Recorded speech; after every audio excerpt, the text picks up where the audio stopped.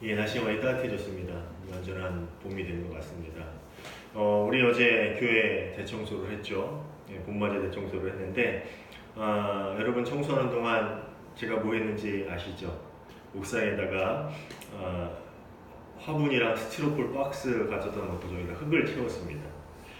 왜 그랬을까요? 다 아시죠? 이제 봄이 됐으니까 거기다가 제가 좋아하는 일을 하려고 합니다. 상추도 심고, 고추도 심고, 올해 특별히 오이도 좀 심고 가지도 심어볼까 합니다. 이것저것 계획이 많습니다. 중간중간 그 흙을 고르면서 보니까 여기 밖에서 그냥 퍼와서 그런지 돌도 많고 스티로폴도 많이 있더라고요. 그래서 큰 돌이나 스티로폴, 비닐 쓰레기 같은 거 골라서 버리고, 또 흙에다가 그동안 먹고 남은 커피가루, 그 다음에 나무 부스러기, 시든 풀 이런 것들을 섞어가지고 잘 거름이 되라고 이렇게 정성스럽게 하나하나 흙을 채워 나갔습니다. 여러분, 내가 그냥 거기서 끙끙대는데 뭐 이렇게 하는지 잘 못 보셨죠? 이렇게 다 하나 정성스럽게 하나하나 그 화분에 흙을 채웠습니다. 그렇게 작업을 하면서 제가 어떤 마음이 들었을까요? 내가 어떤 생각, 어떤 마음으로 그런 작업을 했을까요? 다른 게 아니라 여기다 심은 채소가 잘 자랐으면 좋겠다. 과실도 좀 풍성하게 맺었으면 좋겠다. 그런 생각을 하면서 이렇게 화분을 준비했습니다. 아마도 이것이 무엇인가를 심고 가꾸는 모든 사람들의 그 마음의 공통점일 것입니다. 제가 어릴 적에 외갓집에 가면은 할아버지 할머니를 도와서 농사일을 조금 하긴 했습니다. 주로 어릴 때는요, 초등학교 저학년일 때 하는 일은 소 풀 뜯기는 일을 했어요. 끈을 딱 잡고서 소가 이렇게 가면은 그쪽에서 풀을 뜯길 수 있게, 그러니까 이상한 데로 가면 땡겨가지고 그 방향을 인도하는 그런 일들을 주로 했습니다. 그거 아니면 저녁에 소죽 쓰는 아궁이에 불 떼는 일, 불 보는 일을 했어요. 밥하는 아궁이에는 안 시키더라고요. 밥 태울까봐. 근데 소죽 쓰는, 쇠죽이라고 하죠. 쇠죽 쓰는 아궁이 불 떼는 일. 뭐 이런 농사를 짓기도 하고요. 조금 이제 나이가 들면서 초등학교 고학년이 되었을 때는 어떤 일을 했냐면은 이 쇠스랑 가지고 밭에 봄에 이렇게 일구는 거 있죠. 거름이랑 섞어서 밭을 평평하게 만드는 일, 그리고 또 고랑을 만드는 일, 그리고 거기다 손가락으로 콕콕콕 찍어서 씨앗을 심는 일, 그리고 또 모종을 심는 일도 조금 초등학교 고학년이 돼서는 그런 일들도 했던 것 같아요. 그리고 조금 더 나이를 먹으면 낫을 가지고 벼 베는 일. 여러분 벼 배우셨어요? 안 배우셨죠? 요즘엔 다 기계로 하더라고요. 옛날에 낫으로 이렇게 벼를 베가지고 단을 묶었거든요. 이제 좀 나이가 먹고는 그런 일도 했습니다.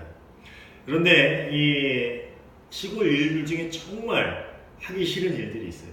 물론 뭐 농사 짓는 분들은 다 그냥 그게 업이다 보니까 힘들겠지만, 저같이 가끔 가서 농사를 돕는 사람들은 그게 또 나름 재밌었거든요. 근데 그 재밌어하는 농사일 중에 유독 하기 싫은 일이 있었습니다. 뭔지 아세요?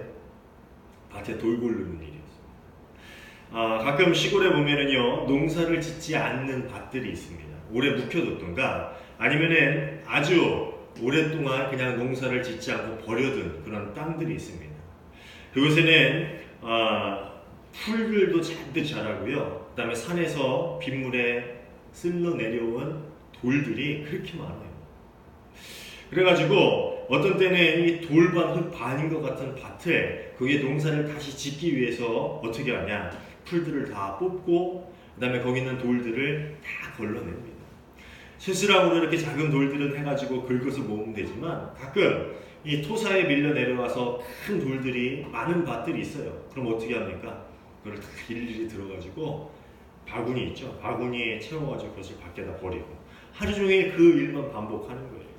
근데 어떤 때는 아직도 기억에 남는 게, 산 밑에 오랫동안 쓰지 않던 밭이었는데 돌들이 그렇게 많아서 여기에 뭘 심으려고, 여기 심어서 될까 하는 밭을 하루 종일 돌만 골라낸 적이 있어요.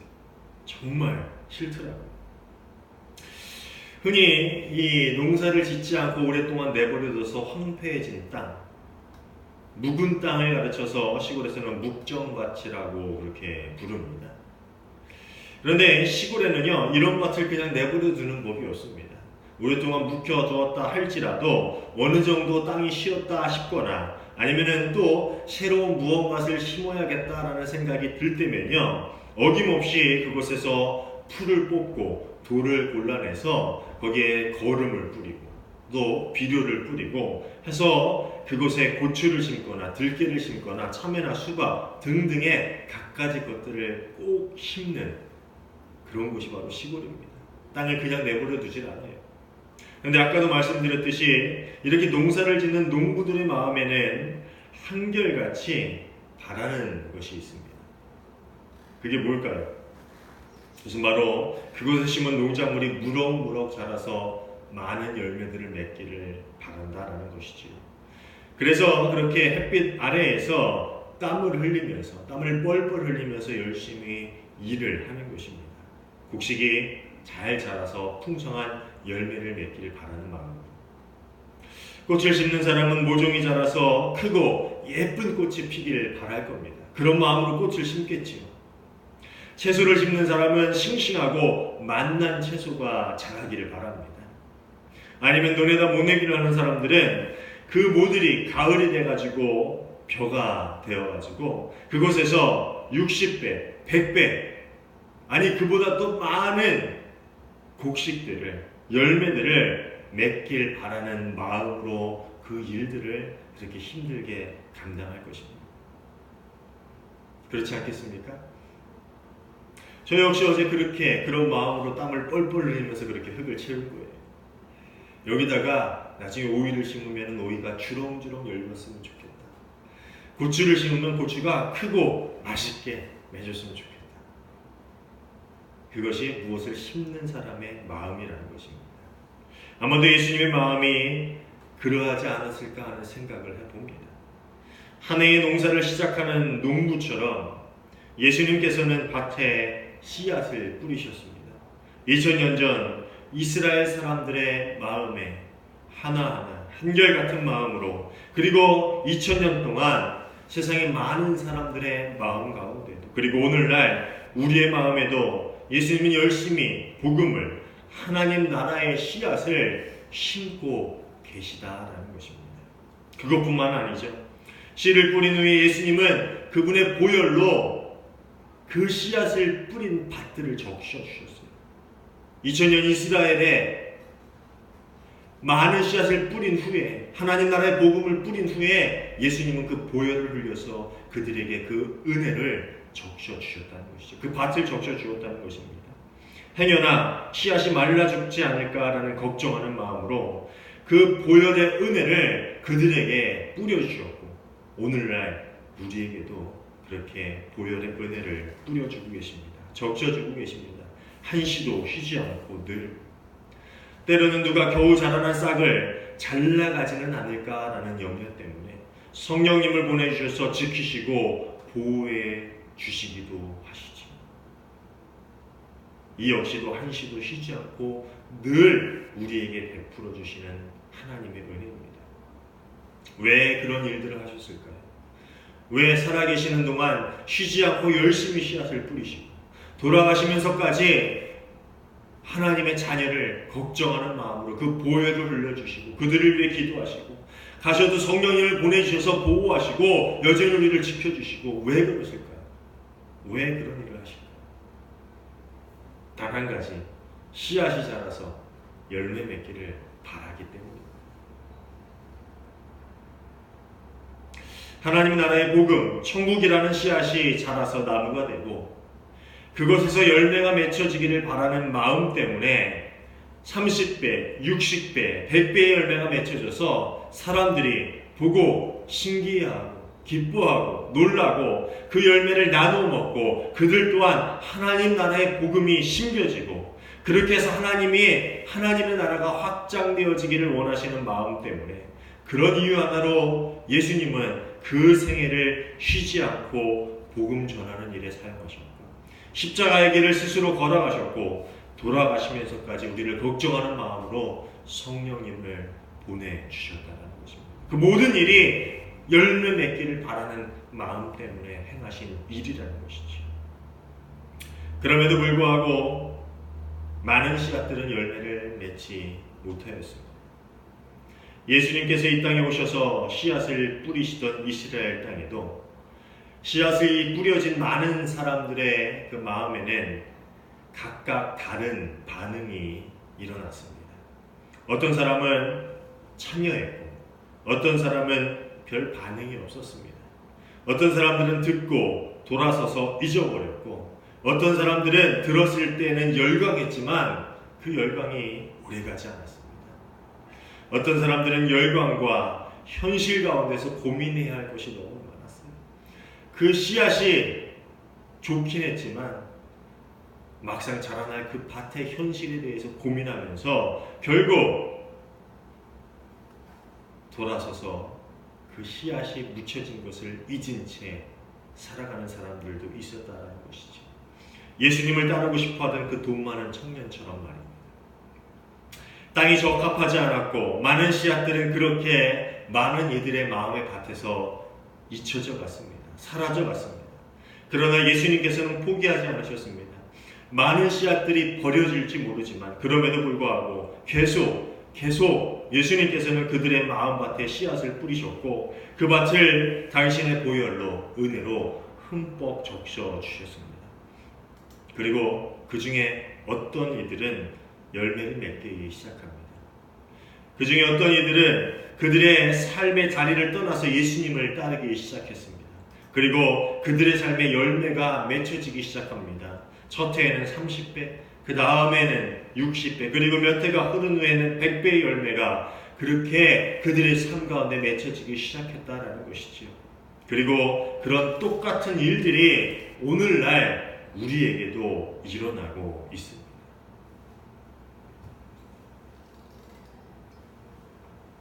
들을 귀 있는 사람들은 들어라 라는 이 말씀은요, 마가복음엔 총 2번 비유로 말씀하실 때만 등장을 합니다. 그리고 다른 복음서에도 마찬가지로 마태복음에서는 단 한 번 다른 경우에 사용이 되고요, 마가복음과 동일한 본문에서 이 말씀을 사용하고 계세요. 이 동일한 이야기를 하실 때 들을 귀 있는 자들은 들어라 라는 말씀을 하신다는 겁니다. 예수님께서는 오늘 본문으로 시작하는 씨 뿌리는 자의 비유뿐만 아니라 총 4가지 비유를 이후로 계속해서 들려주십니다. 오늘 우리가 읽은 3절에서 20절의 씨 뿌리는 자의 비유를 시작으로 21절에서부터 25절 등불 비유, 26절에서부터 29절 자라나는 씨앗의 비유, 그리고 30절부터 32절 겨자씨의 비유를 들어서 우리에게 하나님 나라의 복음을 뿌리고 계시다라는 것이죠. 그리고 그 비유를 사용하시는 중간에 2번 들을 귀가 있는 사람은 들어라 라는 말씀을 하십니다. 그럼 그 뜻은 뭘까요? 사실 비유를 사용하시는 이유는 이야기의 내용을 조금 쉽게 이해시키려는 데 그 목적이 있습니다. 그런데 여기서 예수님이 비유를 사용하시는 것은 그 목적이, 그 이유가 조금 다른 것 같습니다. 오늘 본문 10절에서 12절 말씀입니다. 제가 표준 세번역으로 읽어드릴게요.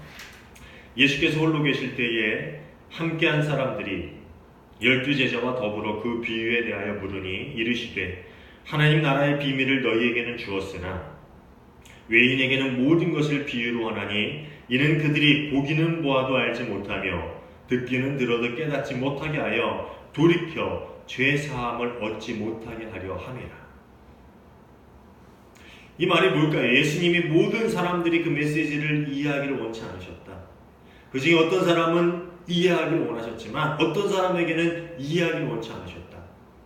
안 들었으면 좋겠다, 못 깨달았으면 좋겠다, 그런 마음으로 비유를 사용하신 걸까요? 그건 아니죠.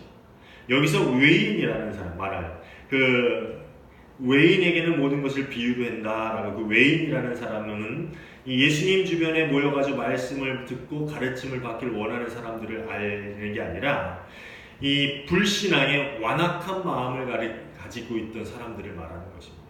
그래서 외인이라는 것은 하나님 나라를 꿈꾸고 예수 곁에 모여서 그 꿈을 같이 공유하던 사람들이 아니에요. 그 외에 예수의 복음을 듣고 하나님 나라의 복음을 듣고 그것을 비난하고 정죄하던 불신앙의 완악한 마음을 가진 사람들을 가르치는 것입니다. 이 부분은 오히려 유진 피터슨 목사님의 메시지 성경을 보면 조금 더 이해가 빠릅니다. 제가 읽어드릴게요. 예수께서 따로 계실 때에 그분 곁에 있는 사람들이 12제자와 함께 그 이야기에 대해서 물었다. 예수께서 그들에게 말씀하셨다. 너희에게는 하나님 나라를 아는 깨달음이 주어졌다. 너희는 하나님 나라가 어떻게 되어 가는지를 안다. 그러나 아직 볼 줄 모르는 사람들에게는 모든 것을 이야기로 풀어나간다. 마음을 준비시키고 마음을 열어 깨닫도록 주의를 환기시키려는 것이다. 그들은 눈은 떴으나 하나도 보지 못하고 귀가 열렸으나 한마디도 알아듣지 못하며 돌아서지도 않고 용서받기도 거부한다. 사실 이 말씀은요, 이사야서의 말씀을 인용하셔서 하신 말씀입니다. 이사야서 6장 9절에서 10절 말씀입니다. 너는 가서 이 백성에게 너희가 듣기는 늘 들어라. 그러나 깨닫지는 못한다. 너희가 보기는 늘 보아라. 그러나 알지는 못한다 하고 일러라. 너는 이 백성의 마음을 둔하게 하여라. 그 귀가 막히고 그 눈이 감기게 하여라. 그리하여 그들이 볼 수 없고 들을 수 없고 또 마음으로 깨달을 수 없게 하여라. 그들이 보고 듣고 깨달았다가는 내게로 돌이켜 고침을 받게 될까 걱정이다. 이게 이사야서의 말씀이에요. 이사야서의 말씀은 이스라엘이 스스로 완고해지고 강팍해져서 이 선지자의 말씀을 들어도 선지자를 통해 하나님의 말씀을 들어도 그들이 자신의 귀를 막고 눈을 감아서 스스로 멸망을 자초했다라는 그런 이야기예요. 이 말은 백성이 정말 깨달을까봐 걱정한다는 이야기가 아니에요. 흔히 얘기하면 너 그래 그러다가 큰 코 다쳐. 우리 자식들 보면서 그런 얘기 하잖아요. 너 그러다가 네가 큰일 당하지. 그래 그렇게 해. 그렇게 하다 한번 당해봐. 이게 뭐예요? 당하라는 얘기입니까? 그렇게 하다 큰 코 다치라는 얘기예요? 아니죠? 너 그렇게 하다가는 큰일 나. 그렇게 하면 안 돼라는 이야기예요. 결국 너희의 강팍한 마음으로 완고해진 마음으로 내 말을 하나님의 말씀을 거부해서 너희가 결국 멸망을 자초한다. 그러지 마라. 그렇게 하면 안 된다. 그런 말씀을 하고 있다는 거예요.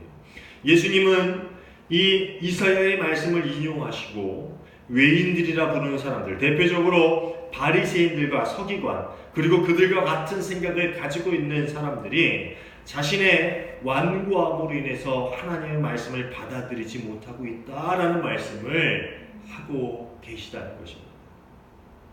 외인들은 예수께서 가르쳐 주신 하나님 나라의 복음을 듣고 그 말씀이 마음의 밭에 뿌려졌을 때에 그것이 온전히 자라지 못할 만한 마음의 밭을, 그 묵정밭을 가지고 있던 사람들이었습니다. 근데 그들의 마음의 밭에 있는 온갖 잡초와 돌들을 치우기는커녕 오히려 그것들을 치우기를 도와주려는 예수님을 비난하고 공격한 사람들이었다는 것입니다. 그들은 듣기는 들어도 그 비유의 온전한 깨달음을 알지 못하였다라는 것이지. 결국 그들이 하나님 나라의 복음 듣기를 거부하고 바르게 응답하지 않음으로 스스로 멸망하기를 자초하였을 그때에, 그 순간에 하나님이 그들을 눈먼 상태로 내버려 두셨다라는 그런 말씀을 하고 있다라는 것입니다. 비유로 말씀하신다라는 것은요, 듣고 고민하고 깨닫기를 소망하는 사람들은 들을 수 있지만 그렇지 않은 자들에게는 그저 재미있고 신기하고 그냥 알쏭달쏭한 이야기밖에는 되지 않는다라는 그런 이야기를 하고 있다는 거예요. 여러분 이해하십니까? 그런 관점에서 볼 때에 귀 있는 사람은 들어라 라는 말씀은 이 말이 금세 이해되지 않을지라도 너희가 받아들이기 힘들지라도 잘 생각해 보아야 한다.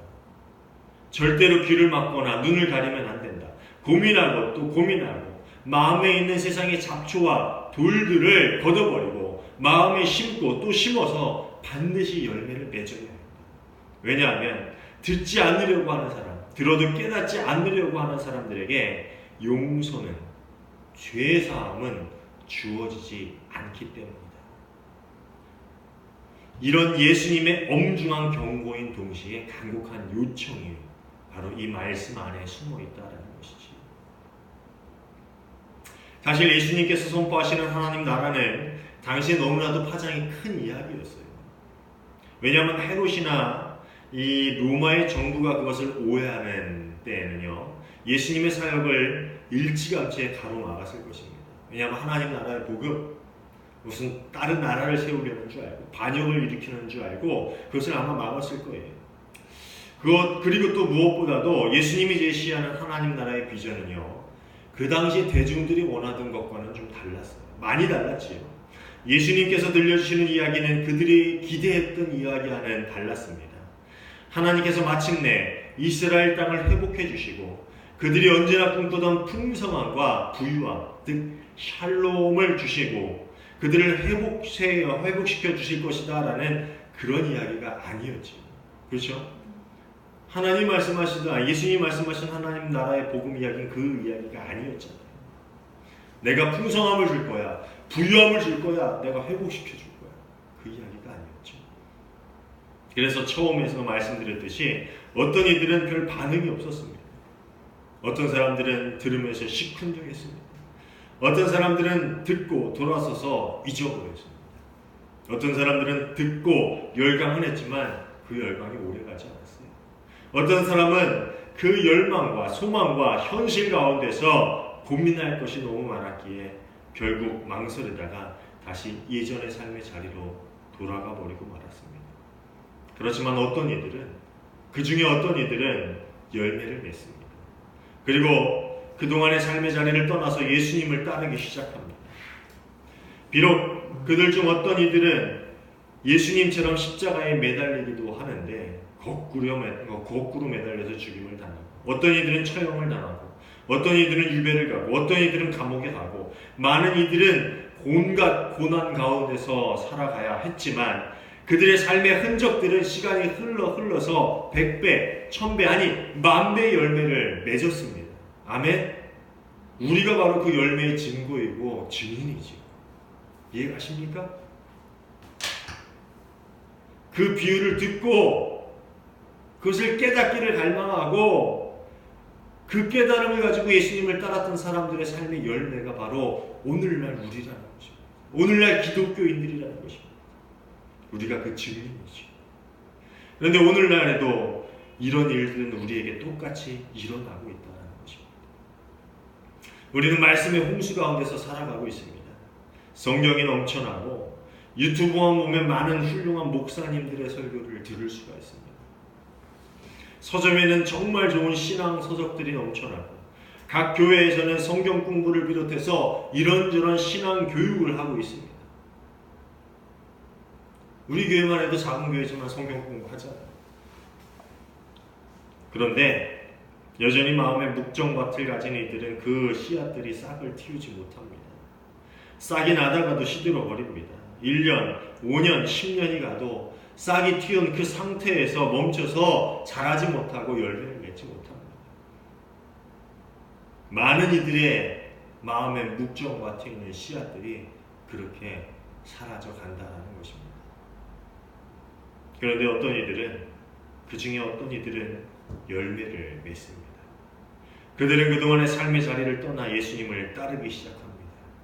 그리고 그들의 삶에서 열매가 맺혀지기 시작합니다. 2000년 동안 이 똑같은 이야기는 계속 반복이 되어져 왔습니다. 많은 씨앗들이 사라져 갔지만 그 씨앗을 맺혀지는 그 마음밭의 열매들을 통하여서 오늘날 우리 기독교의 증거들이 이렇게 이 자리에서 함께 예배를 드리고 있다는 것이죠. 그런데 앞으로 시간이 지나서 100년 후, 1000년 후에는 어떻게 될까? 바라기는 2000년 동안의 똑같은 이야기가 계속되어져서, 아니 더 나아져서 더 하나님의 많은 열매들을 볼 수 있는 그날이 우리의 내일이 되기를 주님의 이름으로 소망합니다. 여기서 여러분 오해하지 말아야 될 게 삶의 자리를 떠나라는 말을 자꾸 하는데, 예수님을 따른다는 것, 삶의 자리를 떠나라는 것은 우리 가정, 우리 직장, 우리가 속한 사회를 벗어나라는 말은 아니에요. 하던 일 다 그만두고 교회 와서 살라는 얘기가 아니에요. 직장 다 그만두고 신학교 가서 목사라는 얘기가 아니죠. 그 말은 뭐냐 하면은 이제까지의 가치관, 신념, 관심, 우선순위 그리고 삶의 모든 관습들을 벗어나서 이제 예수님에게 초점을 맞춰서 살라는 이야기입니다. 그것이 우리의 마음의 목적맛을 가꾸고 일구고 열매 맺게 하는 그런 일들이라는 것입니다.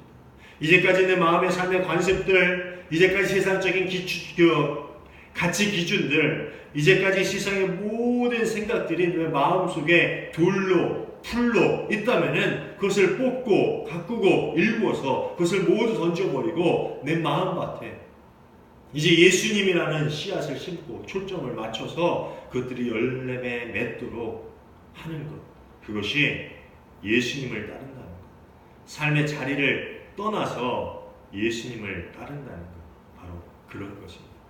사랑하는 여러분, 여러분의 마음밭은 과연 어떻습니까? 오늘도 예수 그리스도의 복음, 십자가의 복음, 하나님 나라의 복음이 여전히 많은 교회들, 많은 매스컴, 많은 책들, 많은 시간들을 통해서 우리 마음 가운데 뿌려지고 있습니다. 그런데 과연 그 씨앗들을 받는 우리 마음은 어떻습니까? 여러분은 지금 여러분의 마음의 밭을 어떻게 가꾸어 가고 있습니까? 사랑하는 여러분, 우리가 그 어떤 사람들이 되길 바라요. 열매 맺은 어떤 사람들. 많은 씨앗들이 버려질지라도, 많은 씨앗들이 열매 맺지 못할지라도 우리 마음밭에 있는 씨앗들이 30배, 60배, 100배의 열매를 맺혀서 그 2000년 동안에 반복되어져서 이렇게 많은 믿는 사람들이 열매로 맺혀졌던 것처럼 앞으로 그런 이야기들이 더욱더 퍼져나가기를, 그런 많은 열매들이 우리 삶 가운데 맺혀지기를 주님의 이름으로 축원합니다. 기도하겠습니다. 참 좋으신 하나님 감사합니다. 주님께서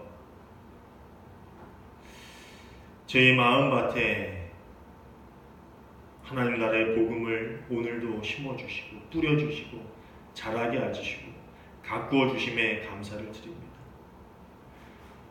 주님께서 그렇게 씨앗을 뿌리실 때에 저희 또한 저희 마음의 목적밭을 가꾸고 일구어서 열매 맺는 삶이 되게 하여 주시옵소서. 우리 마음에 있는 세상의 가치 기준들, 모든 세상의 관습들을 뿌리째 뽑고 모두 던져버려서 주의 말씀이 그 씨앗이 온전한 30배, 60배, 100배의 열매를 맺을 수 있는 저희의 삶이 되게 하여 주시옵소서. 주님께서 늘 우리 마음밭에 씨앗을 뿌려주시고 가꾸어 주시고 열매 맺게 하심을 감사하며 예수님 이름으로 기도하옵나이다. 아멘. 우리 다 함께 찬송